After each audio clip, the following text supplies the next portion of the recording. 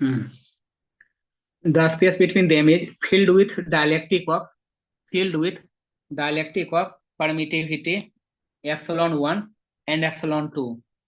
Dialectic of permittivity epsilon 1 and epsilon 2. The permittivity of free space is epsilon naught. The permittivity of free space is epsilon naught. Find equivalent capacitance of the system. Find equivalent capacitance of the system. Equivalent capacitance of the system.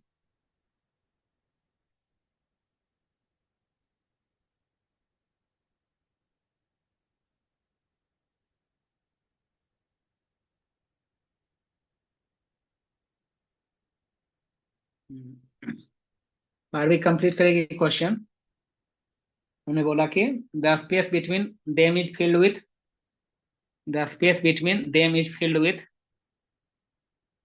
Dielectric of permittivity epsilon 1 and epsilon 2। Dielectric of permittivity epsilon 1 and epsilon 2। permittivity of free space is epsilon naught. Permittivity of free space is epsilon naught. Then find the equivalent capacitance of system. Equivalent capacitance of system. तो question तो साफ सुथरा है कि भाई आपके पास 3 गो plate है, parallel plate है। इसके बीच में एक में एप्सिलॉन 1 का डायलेक्ट्रिक कांस्टेंट है, दूसरे में एप्सिलॉन 2 है। ठीक है, सबका एरिया ए दे दिया है। इसके बीच का डिस्टेंस d1 है, इसके बीच का डिस्टेंस d2 है। तो पूछा कि इक्विवेलेंट कैपेसिटेंस क्या होगा।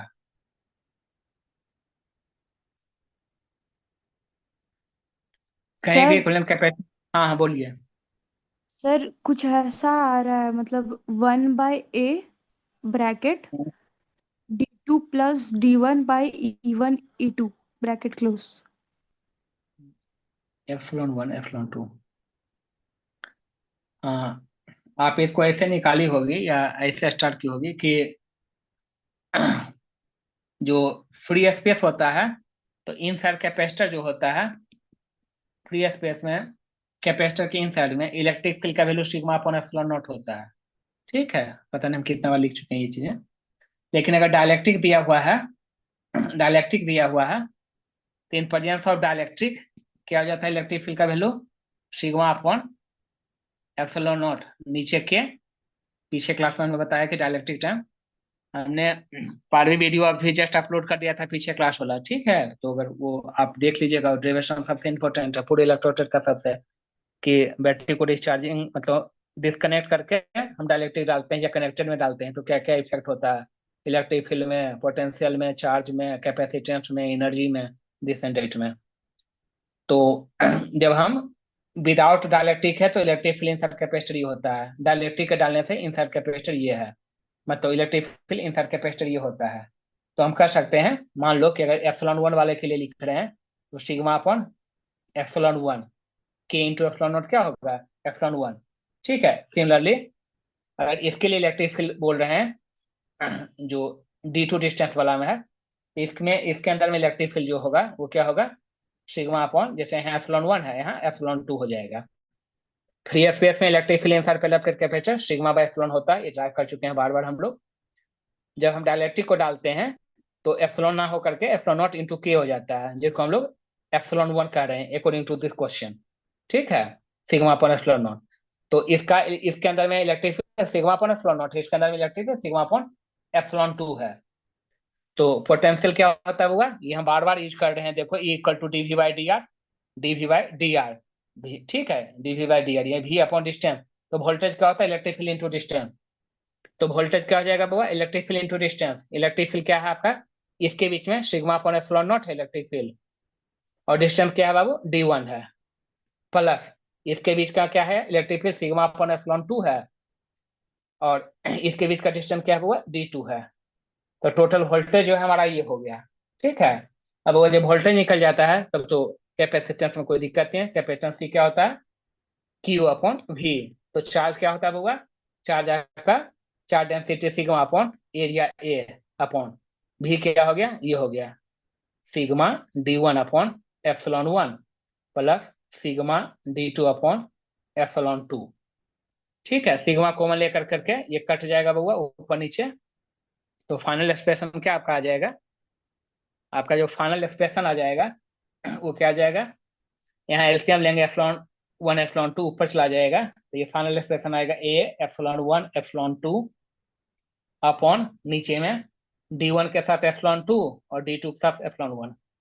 तो D one epsilon two plus D two epsilon one, D two epsilon one.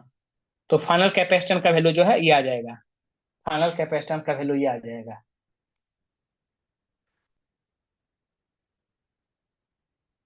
ठीक है, अनुष्का पूछ सकते हैं, डाउट है तो। पारवी आप भी पूछ लीजिए, वो डाउट है कहीं तो। वैल्यू बता दीजिए ना, फिर से स्क्रीन नहीं दिख रहा। हाँ, वैल्यू जो है आपका A epsilon one epsilon two upon D epsilon two plus, sorry D one epsilon two plus D two epsilon one, D two epsilon one. पता नहीं यहाँ बारिश ज्यादा हो रही है, बट नेटवर्क मेरा लैपटॉप में तो दिख रहा होगा। मेरा पारवी नेटवर्क आपको, खराब है। अच्छा पारवी, पारवी आपको दिख रहा है कि नहीं?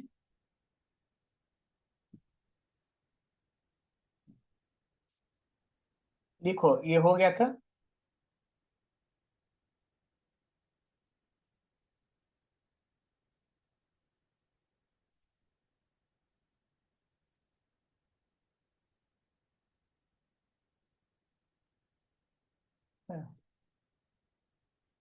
डायलेक्ट्रिक इंसर्टेड वाला में अभी तो, अभी जस्ट जो क्लास लिया उसका भी हम वीडियो अपलोड कर दिए हैं, मतलब वो हो रहा होगा मेरे ख्याल से।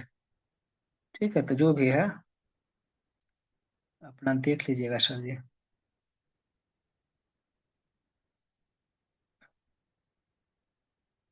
Voice phone.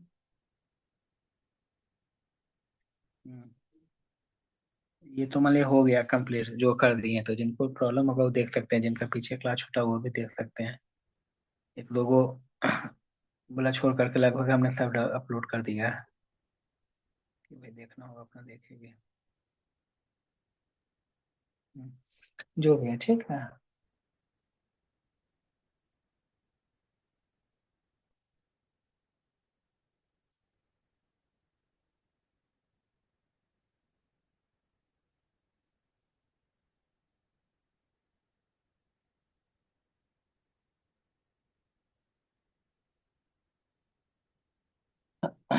लिखो ये क्वेश्चन।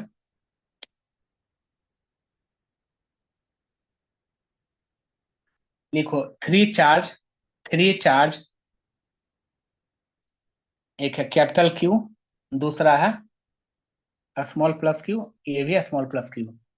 तो three charges Q Q Q जो भी लिखा हुआ है, ठीक है, are placed at the vertices of right angle isosceles triangle, right angle isosceles triangle. ठीक है, यहाँ पे कैपिटल क्यू है, यहाँ पे प्लस क्यू है, यहाँ पे प्लस क्यू है। ये साइड का लेंथ जो है ए और ए है, आइसोसेलेस है, दो ट्रायंगल दो साइड इक्वल होगा, ए यूनिट है, S one in the figure. लिखा है the net electrostatic energy, the net electrostatic energy of the configuration is zero, net electrostatic energy of the configuration is zero if capital q if capital q is equal to, capital q is equal to, choice दिया है पहला minus Q upon one plus root two, second choice है minus two Q upon two plus root two, third choice है minus two Q, fourth choice है plus Q.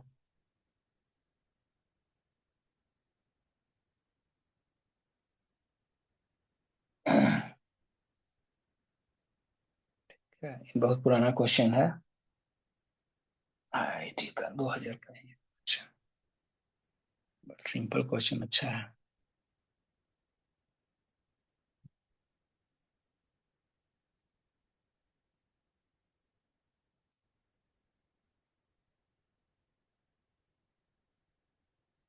क्या कहा कि net electrostatic energy जो है वो जीरो है, हुआ है नेट इलेक्ट्रोस्टैटिक एनर्जी जीरो है।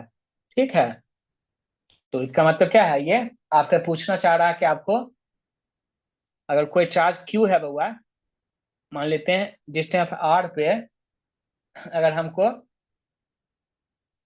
इलेक्ट्रोस्टैटिक एनर्जी का वैल्यू निकालना होगा तो क्या होगा? इलेक्ट्रोस्टैटिक एनर्जी, पोटेंशियल एनर्जी का, कोई भी क्यू चार्ज है आर डिस्टेंस पे, के क्यू अपॉन आर, ये पोटेंशियल होता है। और पोटेंशियल में जब चार्ज से मल्टीप्लाई करते हैं, देखो ये सब एकदम बेसिक चीज पकड़ना पड़ेगा क्वेश्चन सॉल्व करने के लिए। देखो अब ये क्वेश्चन है बुआ,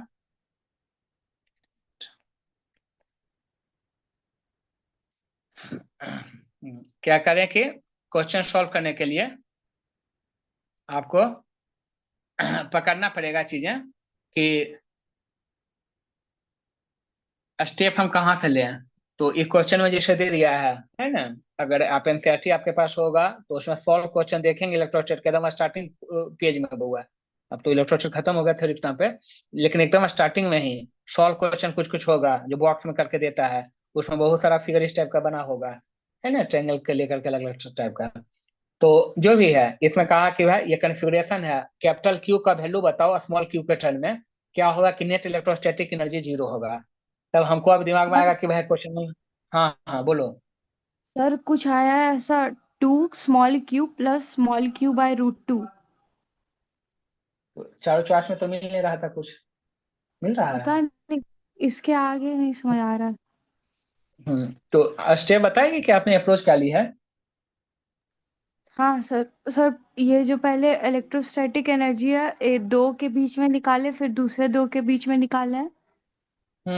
हाँ ठीक है समझ ली। तो आप पहले मतलब मान लो, ये हटा दिए, ये साइड का वैल्यू ए दिया हुआ है। मान लो कि हमने ये कैपिटल ए रखा नाम, ये कैपिटल बी रखा, ये कैपिटल सी रखा है, तो आपने क्या पहले ए और बी के बीच निकाली? हाँ, पहले ए बी के बीच में निकाले, तो ए बी फिर के बीच में क्या निकाले हो जाएगा? हाँ बोलो बाबू। कि ए बी के बीच में ए क्या हो जाएगा? के बड़ा वाला क्यू छोटा वाला क्यू बाय ए।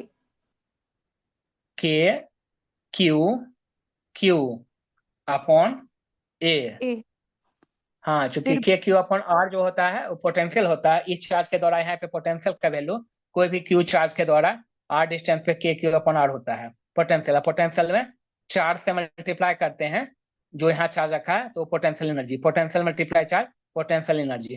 वैसे ग्रेविटेशन में potential into mass potential energy. ठीक है, वहाँ पोटेंशियल जी के टर्म में था, यहाँ पे चार्ज है तो के क्यू अपॉन ए, ये पोटेंशियल है मल्टीप्लाई यहाँ का चार्ज क्या है क्यू, तो के क्यू अपॉन। ठीक है, ये ए बी के बीच में पोटेंशियल एनर्जी हो गया प्लस, ठीक है। फिर ए सी के बीच में निकाले, वो भी सेम आया जितना ए बी का है, के क्यू अच्छा, क्यू बाय हाँ तो बउआ ये कैसा ट्रायंगल है? आइसोसेलेस। हाँ तो ये तो। ए सी, हाँ तो आइसोसेलेस है बउआ, और राइट एंगल ट्रायंगल भी साथ में कहा, तो ये बेस है, ये बेस दिया हुआ है, ये हाइट दिया हुआ है। तो पाइथागोरस थ्योरम से हाइपोटेनस क्या हो जाएगा? Perpendicular square plus base square का रूट अंडर, तो ए स्क्वायर प्लस ए स्क्वायर का रूट अंडर 2 ए स्क्वायर का रूट अंडर, तो ये वैल्यू क्या होगा? 2 का रूट रूट 2 हो जाएगा, ए स्क्वायर का ए हो जाएगा तो रूट 2 है। ए सी के बीच में क्या हो जाएगा? के क्यू क्यू अपॉन डिस्टेंस क्या है? रूट 2 है, रूट 2 है सर प्लस। हाँ हाँ सर बोलिए। मेरा हमको लगता है हम ये लिखे हैं, मतलब ये जो तीसरे वाले का है ना, वो हम्म। यही लिखे हैं, लेकिन हम साइड मेरा और आपका अलग अलग है, इस वजह से ठीक हुआ। है ठीक है, और हाँ। नहीं तो जैसे, तो बीसी में ये तो बोलते हैं बुआ, जैसे बोली कि वो इसके जैसा है, तो बीसी में आपको एक स्पेशल बोलना चाहिए कि कैपिटल क्यू की के जगह दोनों जगह स्मॉल चार्ज ही रहेगा, दोनों जगह स्मॉल चार्ज ही रहेगा और कुछ नहीं। के क्यू क्यू अपॉन ए। बोलो, कुछ गड़बड़ लग रहा था, पूछ सकते हो बाबू। नहीं सर, हम ये तीसरे वाले में बड़ा वाला क्यू ले लिया।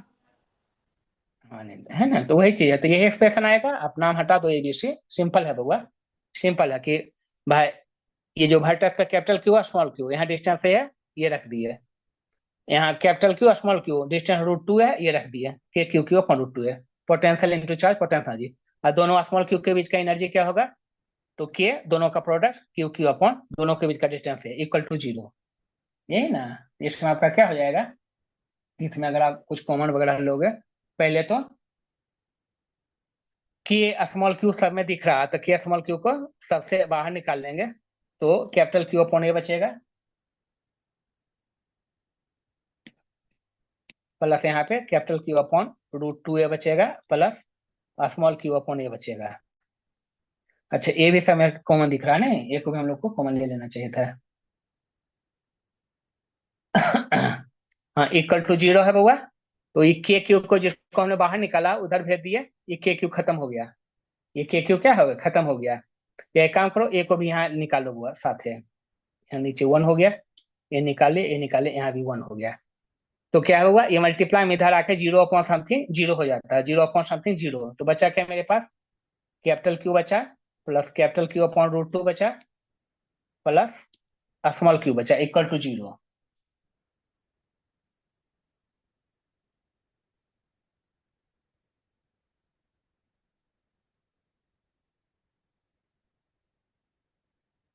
ठीक है, तो हमको कैपिटल क्यू का वैल्यू निकालना है, तो इस जो ये स्मॉल क्यू है उसको उधर भेज दिए हुआ है, क्योंकि हमको कैपिटल क्यू का स्मॉल क्यू के टर्म में पूछा है, जो प्लस क्यू यहाँ पे स्मॉल क्यू है, इसको इधर माइनस क्यू हो गया है। यहाँ क्या कर लो, कैपिटल क्यू को कॉमन ले लो, ये हो गया 1/1 plus √2 equal to minus Q, अब तो कुछ बचा नहीं। ठीक है, एलसीएम ले लेंगे √2, तो ये हो जाएगा √2 + 1, तो क्यू जो हो गया माइनस क्यू, एलसीएम क्या होगा √2 इधर जाकर मल्टीप्लाई हो जाएगा, यहाँ क्या हो जाएगा, एलसीएम आपका √2 है, तो ये √2 + 1 हो जाएगा, √2 + 1, यही हो जाएगा कैपिटल क्यू का value, minus small Q √2 upon √2 + 1।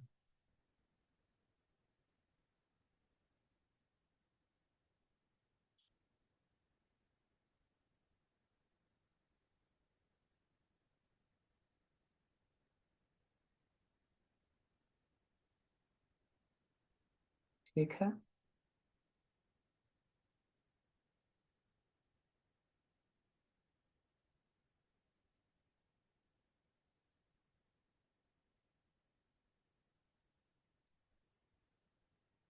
पूछ लो बाबू, डाउट है तो पूछ लेंगे प्लीज। नहीं सर। हम्म, नेक्स्ट क्वेश्चन लिखेंगे हम लोग, नेक्स्ट क्वेश्चन लिखेंगे, two identical capacitor, two identical capacitor having same capacitance C, having same capacitance C. One of them is charged to a potential V1. One of them is charged to potential V1, and other two potential V2. Other two potential V2. Full stop. लिखेंगे likely charge plate are likely एक जैसा, likely charge plate are then connected, likely charge plate are then connected, full stop. Then decrease in energy of the combined system is, then decrease in energy of the combined system is choice के रूप में है 1/4 C bracket में V1² minus V2², दूसरा choice में है 1/4C, यही है V1², माइनस की जगह सिर्फ प्लस साइन है, V1² प्लस V2²। तीसरा में आपका 1/4C V1 माइनस V2 का होल स्क्वायर है। चौथा में सेम है, सिर्फ प्लस साइन के साथ, V1 प्लस V2 का होल स्क्वायर, सब कुछ सेम है, सब में 1/4C ब्रैकेट से बाहर है।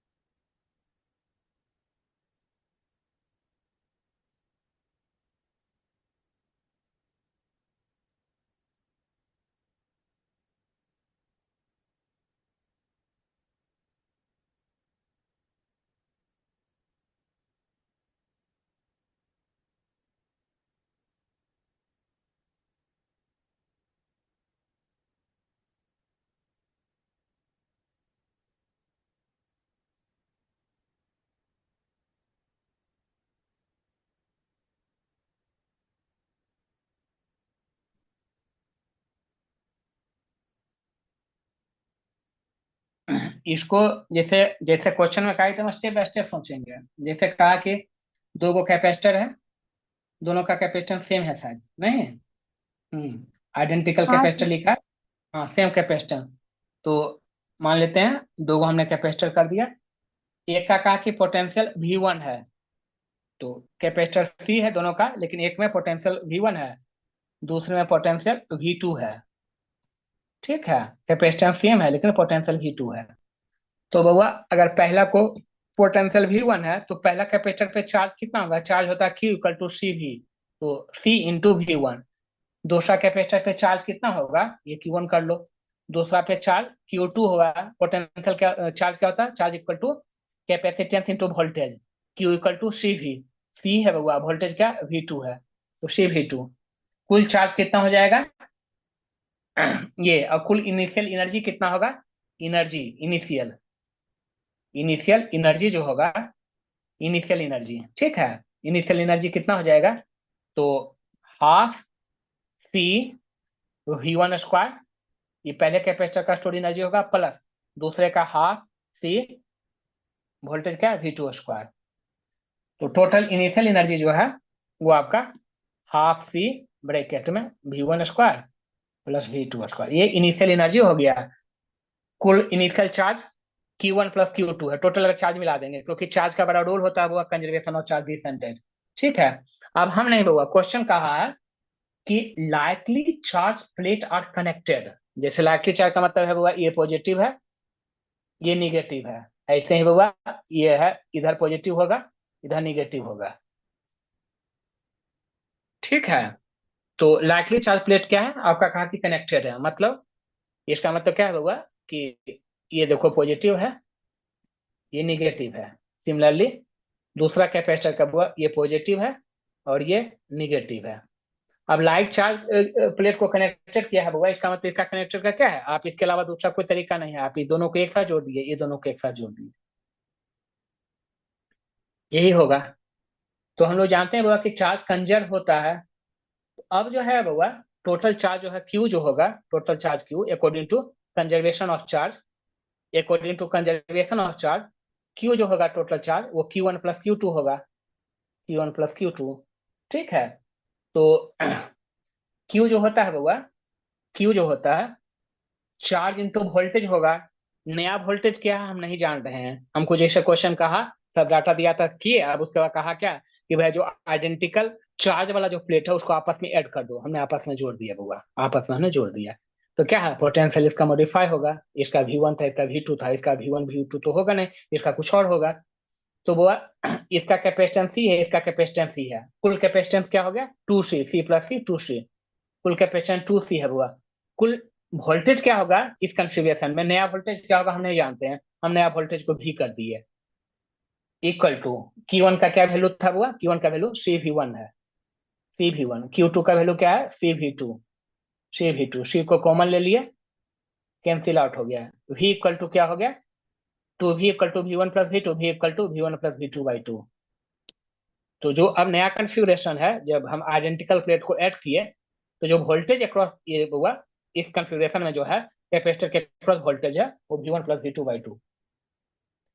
तो इस कंडीशन में हुआ जो एनर्जी फाइनल होगी वो क्या होगी? Half multiply C equivalent, C equivalent क्या हुआ? C प्लस सी 2C है, हाफ C V स्क्वायर। नया वोल्टेज क्या हुआ? V1 प्लस V2/2 है। नया वोल्टेज क्या है? V1 plus V2, V1 plus V2/2। तो हाफ, ये हाफ हो गया C V स्क्वायर, V क्या है? V1 प्लस V2/2 का स्क्वायर। ये नया एनर्जी हो गया बउआ। ठीक है, अब आपको कितना डिक्रीज इन एनर्जी हुआ है बउआ, कितना डिक्रीज इन एनर्जी, कितना एनर्जी डिक्रीज हुआ है, ये कैसे निकालेंगे? तो final energy minus initial energy कर देंगे। Final minus initial energy, energy final minus energy initial. आपका बउआ ये एनर्जी इनिशियल का एक्सप्रेशन दिया हुआ है, ये फाइनल का आपको माइनस प्लस करने के लिए आना चाहिए। ठीक है, ये फाइनल में से इसको इनिशियल को माइनस कर देंगे। ठीक है, तो ये जो आएगा वैल्यू वो आएगा आपका -C/4 V1 माइनस V2 का होल स्क्वायर। ठीक है, माइनस साइन बता रहा है कि एनर्जी में डिक्रीज हुआ है, एनर्जी में क्या है? डिक्रीज हुआ है। तो डिक्रीज इन एनर्जी जो है ऑफ C/4 इंटू वही हुआ V1 माइनस V2 का होल स्क्वायर। फाइनल एनर्जी कम है, इनिशियल ज्यादा है, तभी तो माइनस आया है ना। तो कितना डिक्रीज हुआ है energy? C/4 into V1 minus V2 का whole square. V1 minus V2 का होल स्क्वायर। ठीक है, पुट करके बउआ फाइनल में से इनिशियल को करना, आपको एलसीएम लेकर माइनस करने के लिए आता है।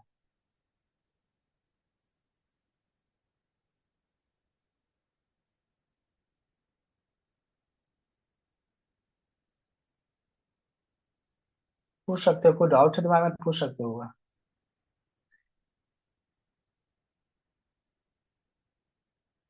नहीं सर, नहीं।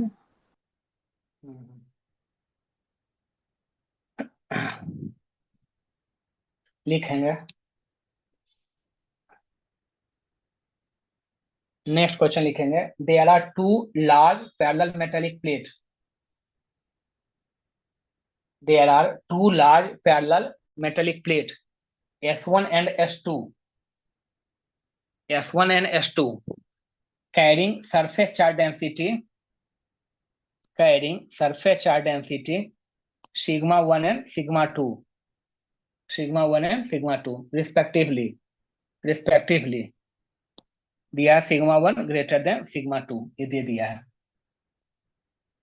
क्या बोले कि देयर are to large parallel metallic plate S1 and S2 carrying surface charge density sigma 1 and sigma 2 respectively, sigma 1 greater than sigma 2, placed at a distance d, placed at a placed रखा गया, placed at a distance d apart in vacuum, apart in vacuum, vacuum में रखा गया है दो large plate को। Find work done by electric field, find work done by the electric field in moving a point charge q, find work done by the electric field in moving the point charge q, point charge q a distance a, point charge q a distance a, जहां दे दिया कि a जो है d से छोटा है, d separation between plate है। point charge q a distance a from S1 towards S2, from S1 towards S2 along a line, along a line making angle pi by 4, along a line making angle pi by 4 with normal to the plate, pi by 4 with normal to the plate हो गया, with normal to the plate। ये भी आपका 2004 का है।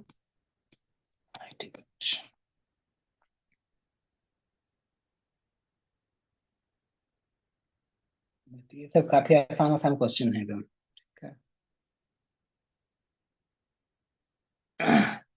चूंकि कहा कि दो लार्ज प्लेट को हमने ले लिया है ना, लार्ज प्लेट है, ठीक है, दो लार्ज प्लेट को ले लिए। एक पे कहा कि भाई सिग्मा 1 चार्ज है, दूसरे पे सिग्मा 2 चार्ज है, हमने सिग्मा 1 सिग्मा 2 कर करके वो हमने किया है। ठीक है, तो इसका मतलब क्या है बउआ, क्या होता है इनफाइनाइट प्लेट का बउआ, मतलब इनफाइनाइट सीट के द्वारा हमने लिखाया है इलेक्ट्रिक फील्ड का वैल्यू क्या आता है, इनफाइनाइट सीट के द्वारा इलेक्ट्रिक फील्ड का वैल्यू याद है कि नहीं को? Hollow sphere, solid sphere, infinite sheet, infinite long wire, सब गॉस लॉ का एप्लीकेशन करवाए ना, उसमें इनफाइनाइट सीट वाला हम बोले हैं कि भाई, और होलो स्फीयर, ये दो तीन को तो बोर्ड के एग्जाम में 1000 बार पूछा है, एक बार नहीं, हर एक साल अल्टरनेट में कौन कोई पूछा दोनों। सिग्मा 1 सिग्मा 2 है, तो इलेक्ट्रिक फील्ड क्या होता है, sigma upon epsilon not, sigma upon epsilon not. तो ये इस पे सिग्मा 1 चार्ज है, इस पे सिग्मा 2 चार्ज है, इसका सिग्मा 1 सिग्मा 2 निगेटिव चार्ज नहीं दिया, इसका मतलब इसके सिग्मा द्वारा upon electric, 2 epsilon not sir. हाँ, तो वो दोनों साइड का वैल्यू टोटल होता है, एक साइड में क्या हो जाएगा सिग्मा अपॉन उसका आधा हो जाएगा। ठीक है, तो सिग्मा अपॉन एप्सिलॉन नॉट इधर हो जाएगा, ये सिग्मा 2 पॉजिटिव है, इसके द्वारा इधर हो जाएगा, सिग्मा 1 के द्वारा इधर हो जाएगा इसका वैल्यू, क्योंकि चार्ज है सिग्मा 1 अपॉन एप्सिलॉन नॉट, ये सिग्मा 2 है, चार्ज क्या है सिग्मा 2, इसके द्वारा इधर होगा इलेक्ट्रिक फील्ड, और सिग्मा 1 के द्वारा इधर होगा। ठीक है, क्योंकि इससे इधर निकलेगा और इससे इधर आएगा इलेक्ट्रिक फील्ड, दोनों अपोजिट डायरेक्शन होगा। तो इसके द्वारा इधर होगा sigma two upon epsilon not, इसके द्वारा इधर। तो जो इलेक्ट्रिक फील्ड का वैल्यू हो गया net electric field, E net, दोनों अपोजिट डायरेक्शन में है, और बड़ा कौन दिया है, सिग्मा वन बड़ा दिया है, तो इसका मतलब sigma one minus sigma two upon epsilon not, net electric field इसके द्वारा हो जाएगा, नेट इलेक्ट्रिक फील्ड। अब चूंकि हमसे वर्क डन पूछा है, वो और चार्ज दे दिया है कि क्यू अमाउंट ऑफ चार्ज को डिस्प्लेस करने में, तो वर्क डन इक्वल टू हम जानते हैं कि वोल्टेज इंटू चार्ज होता है, वोल्टेज इंटू चार्ज। तो इलेक्ट्रिक फील्ड अगर मालूम है तो इलेक्ट्रिक फील्ड से हम वोल्टेज निकाल लेंगे बउआ, इलेक्ट्रिक फील्ड से हम क्या करेंगे, वोल्टेज निकाल लेंगे। ठीक है, इलेक्ट्रिक फील्ड से क्या करेंगे, वोल्टेज निकाल लेंगे। तो हमको इलेक्ट्रिक फील्ड मिल गया दोनों प्लेट के बीच का। अब हमको ये कहा बउआ कि जो प्लेट S1 से S2 के लिए लिख दिया है क्वेश्चन में कि हम इधर की तरफ मूव कर रहे हैं, तो हम इधर की तरफ मूव कर रहे हैं, लेकिन क्या कहा कि जो नॉर्मल डायरेक्शन है उससे हम pi by four angle move कर रहे हैं, उससे क्या है, हम pi by four angle move कर रहे हैं। पाई बाय फोर का मतलब कितना हो गया, 45 डिग्री नहीं। तो हमने पाई 180 डिग्री को कहते हैं, पाई बाय फोर 45 डिग्री। ठीक है, पाई बाय फोर क्वेश्चन में क्लियर लिखा है कि find the work done by the electric field in moving a point charge q at distance a from S1 towards S2 along the line making angle pi by 4 with normal। तो ये वो normal हो गया, plate का normal वाला हो गया, pi by four हम ए डिस्टेंस चल रहे हैं, पाई बाय फोर मतलब 45 डिग्री से। ठीक है, तो इसका मतलब क्या होगा, ए का कंपोनेंट तोड़ेंगे नॉर्मल के लॉन्ग में, क्योंकि नेट डिस्टेंस होता है हुआ ये नहीं है, मतलब नेट डिस्प्लेसमेंट, नेट डिस्प्लेसमेंट की बात करेंगे। तो अगर हमारा ये डिस्टेंस ए है और ये 45 डिग्री है, तो ये डिस्टेंस कितना हो जाएगा, अगर ये ए है ये 45 है तो ये कितना होगा, अनुष्का बता पाएगी। अगर वो ए है, ये 45 डिग्री है, मैडम जी इस समय क्या है, ट्रिग्नोमेट्री का क्लास 10th का ये सब चीज है, इतना आना चाहिए है ना। ए कॉस 45 डिग्री, सर क्या पूछे समझ नहीं आया। नहीं सिंपल पूछे होगा कि ये लेंथ है, ए है, ये 45 डिग्री का एंगल है, तो इधर के डायरेक्शन में क्या कंपोनेंट आएगा, इधर के डायरेक्शन में क्या आएगा, जिसके साथ थीटा होता है उधर कॉस थीटा, ए कॉस थीटा, ए कॉस 45, इधर ए साइन 45 डिग्री। क्योंकि हमारा ये कहना था कि भाई ये एक्चुअल में इधर मूव किया है, लेकिन जब आप, चूंकि E equal to D V by D R, voltage upon distance होता है, तो voltage equal to electric field into distance, voltage equal to क्या है, इलेक्ट्रिक फील्ड इंटू डिस्टेंस। तो डिस्टेंस एक्चुअल में ए नहीं लेंगे, एक्चुअल में डिस्प्लेसमेंट लेंगे बउआ, ए तो ऐसे गया टेढ़ा टेढ़ी, इसका कंपोनेंट क्या हो जाएगा, ए रूट टू हो जाएगा, तो ई रूट टू ए। ठीक है, वही हम पूछ रहे थे कि अगर ये मतलब कि ऐसे ए डिस्टेंस गया है, ऐसे 45 डिग्री है, तो इसका कितना कंपोनेंट नॉर्मल की तरफ होगा, रूट टू ए हिस्सा। तो वोल्टेज निकल गया, वोल्टेज का value electric field into root two, electric field का value sigma one minus sigma two upon epsilon not है, तो आप वैल्यू पुट कर दो इलेक्ट्रिक फील्ड का, वोल्टेज हो जाएगा इलेक्ट्रिक फील्ड की जगह पे sigma one minus sigma two upon epsilon not, ये क्या हो गया, रूट टू ए हो गया, रूट टू ए, ये वोल्टेज हो गया। वर्डन क्या होता है, वोल्टेज इंटू चार्ज होता है। हो गया बउआ, इसमें से क्यू को मल्टीप्लाई कर दो, इसमें से क्यू को मल्टीप्लाई कर दो, वही आंसर हो जाएगा, sigma one minus sigma two upon epsilon not into root two A Q.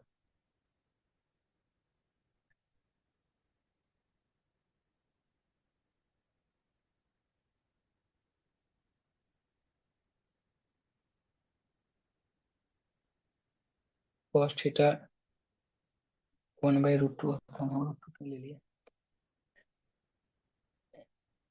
यहाँ ए cos 45 होगा, cos 45 क्या होता है अनुष्का, पता है कि, 1/√2। हाँ बाबू, तो जैसे ये ए था, तो ए cos 45 1/√2, इधर ए साइन थीटा, ए साइन 45, यानी ए इंटू 1/√2। ठीक है, तो डिवाइड कर देंगे हर जगह, रूट टू जहाँ भी लिखे ना डिवाइड में आएगा, है ना, a/√2, है ना, a cos 45 1/√2, a/√2 होगा बाबू।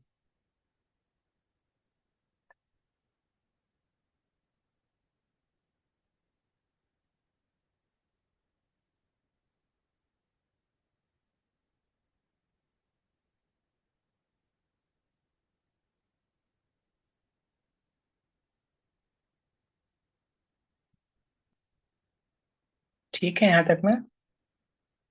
अनुष्का क्वेश्चन क्या बनाई थी प्रीवियस ईयर वाला, ये नहीं बनाई थी? हाँ सर। पारवी आपको भी बउआ प्रीवियस ईयर क्वेश्चन में कम से सर कम 5-7 सारा साल तो खाली। नहीं बनाए थे, 4-5 तो बनाए थे बस। नहीं, छठवा थोड़ा तो हम काम ही मतलब किया। जैसे अब हम थोड़ा एक थोड़ा एक लिंक लेना पड़ा था, लेकिन बना नहीं था पूरा। ठीक है मैडम जी। भगवान कृष्ण को भी शिक्षा लेने के लिए गुरु के पास जाना पड़ा था। भगवान कृष्ण भगवान राम से बड़ा तो धरती पे कोई नहीं पैदा लिया है। नहीं आप है, नहीं हमें, नहीं धरती पे कोई है। वो भी अगर गुरु के पास शिक्षा लेने के लिए गए थे, इसका मतलब है कि भाई हर इंसान को सीखने के लिए सहारा लेना पड़ता है। तो आप ये कैसे जान सोचती है कि ये क्वेश्चन अगर आपके सामने आता और आप बिना मतलब हेल्प का, बिना ये पीछे देखे, बिना ये किए हुए, हाँ अगर आप बहुत मेहनती हो और एकदम थ्योरी आपका क्लियर हो रहा है तो नीचे, और क्वेश्चन एकदम फर्स्ट डे से कोई चैप्टर स्टार्ट होता है, एकदम फर्स्ट डे से क्वेश्चन के पीछे पड़ोगे, तब वो प्रॉब्लम नहीं होगा। बट उतना डेडिकेशन बहुत कम होता है, वो बहुत कम। वो मैं नहीं कहता कि लाख में एक लोग है, वैसा होता है डेडिकेशन, तब है। तो वही जैसे अब मान लिया, अगर जैसे नेक्स्ट वीक चलो मान लिया क्लास हम नहीं ले पाएंगे तब ना, अदरवाइज तो फिर जैसे अगर हम मान लेते हैं आज क्वेश्चन करवा रहे हैं, ज्यादा ज्यादा हम एक क्लास और लेते क्वेश्चन के नाम पे हुआ, फिर हम इलेक्ट्रिक करंट बढ़ जाते हैं, आगे बढ़ जाते तो आपका फिर ये छूटा हुआ सबका सब रह जाएगा। तो वही नेक्स्ट चैप्टर से कम आपको इतना जरूर रहना चाहिए कि नहीं भाई, अगर हम ओम्स लॉ पढ़ रहे हैं हम एकदम, तो भाई प्रीवियस ईयर कम से कम कुछ नहीं तो कम से कम ये तो सोचेंगे ना कि बोर्ड में भाई बहुत अच्छा नंबर आ जाए, ताकि भाई दिल्ली यूनिवर्सिटी जैसे कॉलेज में हम कम से कम एडमिशन ले सकें। ये तो एक चीज रखता है। अदरवाइज हर इंसान सोचता कि नहीं भाई हम 12 देते देते कौन सा क्वालिफाई करें। समझे? तो वो चीज है, तो उसके लिए बाबा बहुत मेहनत है, बहुत मेहनत। क्लास 12th 11th में साइंस लेने का मतलब है कि आपको एक्सट्रीम डेडिकेशन खोजता है, जो सोच से भी बाहर की बात है। अगर आप चाहते हो नहीं बहुत अच्छा भाई हम दिल्ली के बड़े कॉलेज है, चाहे बेंगलुरु के या मुंबई या कोलकाता या इस टाइप का, चेन्नई या हिंदुस्तान के बड़े बड़े कॉलेज में एडमिशन लेना है, तो भाई अब ऐसी नहीं भाई, ऐसी मॉडर्न लड़की कोई नहीं बन जाती है, मॉडर्न लड़का कोई बन जाता है, ऐसी स्मार्ट नहीं कहलाता है धरती पे कोई भाई, उसके पीछे डेडिकेशन होता है, सब कुछ बहुत मेहनत करता था जाके बन पाता, अदरवाइज है ना करोड़ों की भीड़ में हुआ, और उसमें भी जनरल कास्ट वाले की तो